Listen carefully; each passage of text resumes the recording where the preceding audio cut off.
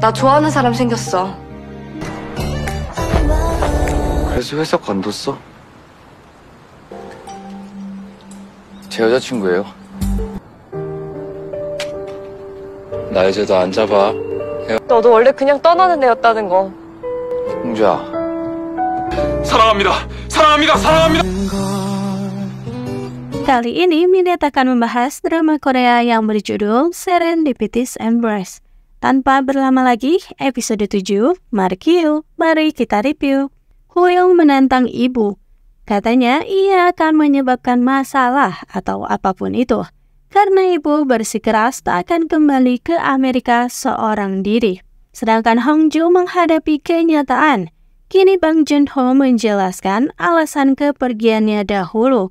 Junho pun memohon agar Hongju kembali kepadanya. Tapi Hongju benar-benar sudah marah.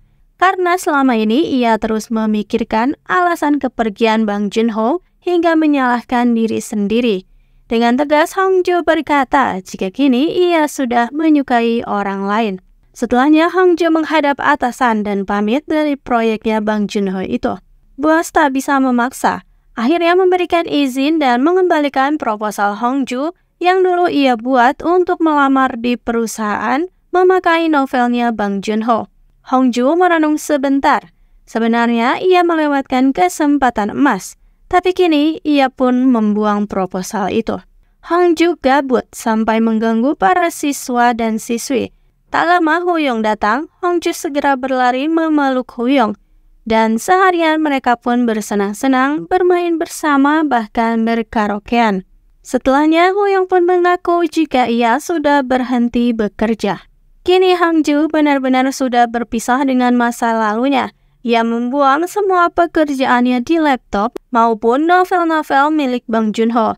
Tapi ada sedikit rasa kecewa juga, karena setelah dicek kembali, buku-buku itu ternyata sudah diangkut oleh petugas kebersihan.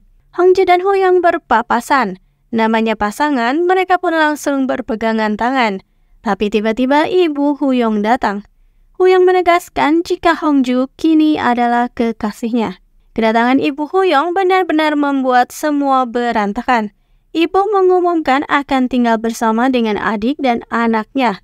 Sang adik pun tak kuasa menahan kesal. Sedangkan Hongju segera diberitahu oleh paman kabar mengenai hal itu dan menyuruhnya untuk berhati-hati. Bahkan Hongju pulang dengan menyelinap. Tapi Hoyoung tiba-tiba datang dan melepaskan rindu. Di kantor ibu mulai menunjukkan taringnya, membuat semua karyawan ketakutan. Ibu melampiaskan amarahnya kepada Hoyoung melalui karyawan. Esok harinya niat hati akan makan siang, tapi kedainya Sangpil malah padat pengunjung. Akhirnya Hoyoung jadi membantu Sangpil. Awalnya Sangpil merasa senang karena telah dibantu. Tapi ternyata pekerjaan Hoyoung tak ada yang beres. Bahkan beberapa kali memecahkan mangkuk dan malah sibuk berpacaran lewat ponselnya. Dan kini di resto dua orang frustasi berhadapan, membuat Sangpil frustasi saja. Hoyoung menunggu Hongju yang tak datang-datang. Sedangkan Haeji ia masih patah hati. Tak sengaja Sangpil dan Haeji keceplosan membahas mengenai kesepakatan kerja antara Bang Joon-ho dan Hongju. Tanpa disadari, Hoyoung mendengar hal itu. Sedangkan di rumah, Bang Joon-ho ternyata datang. Ia menerbangkan semua surat-surat cintanya Hongju dulu. Benar-benar kekanak-kanakan. Ia mengembalikan semua surat-surat itu dan mengajak putus. Padahal kan mereka sudah putus 3 tahun yang lalu. Adegan itu ternyata dilihat langsung oleh ibu Hoyoung yang terkena pesawat surat cinta tadi. Akhirnya ibu dan Hongju pun berbicara empat mata. Dengan berterus terang ibu berkata agar Hongju merelakan Hoyoung karena ia akan menjadi pemimpin di perusahaan pusat dan harus kembali ke Amerika.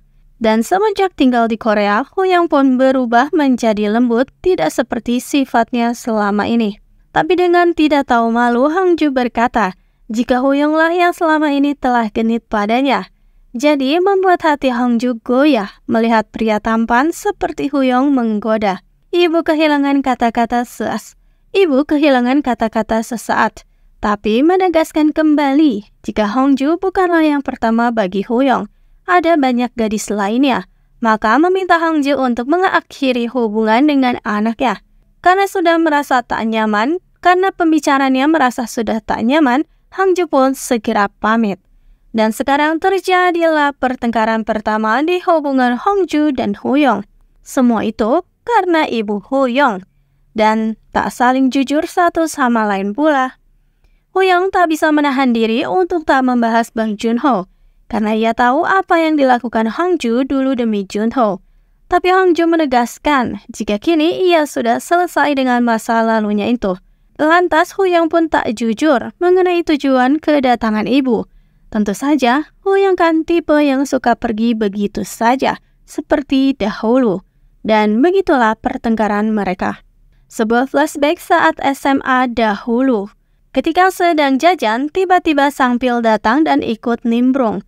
Lalu ketika membahas tentang Huyong yang tiba-tiba pergi tanpa pamit, Hong Ju pun menangis dan merasakan sesak di dadanya. Saat masih muda, ia masih tak tahu emosi yang dimiliki dan alasannya. Flashback pun selesai. Esok harinya, Hong Ju menunggu kedatangan Heiji sambil merenung dan akhirnya menyadari ucapan dari amarahnya Huyong semalam. Hong Ju merasa bersalah. Sambil makan, Hong Ju pun curhat perihal pertengkaran semalam. Heiji lalu memberikan wejangan-wejangan cinta. Setelahnya, akhirnya cinta Heiji dan Pak Son pun bersemi. Karena tadi di lapangan, Pak Son merelakan wajahnya terluka demi menyelamatkan Heiji dari bola terbang. Dan ia tak bisa mengelak lagi dari perasaannya. Jadilah menyatakan cinta. Sementara itu, pertengkarannya cukup membuat Huyong mabuk dan merenungi nasib. Sang Pil pun datang membuatkan banyak makanan untuk Huyong yang tak bersemangat dan memberikan wejangan cinta juga pada Huyong. Untuk menghibur Huyong, Sang Pil memperlihatkan foto-foto perjalanan hidup tiga sahabat itu dan mengatakan juga jika selama ini Hong Ju memiliki trauma ditinggal pergi oleh orang-orang terdekatnya.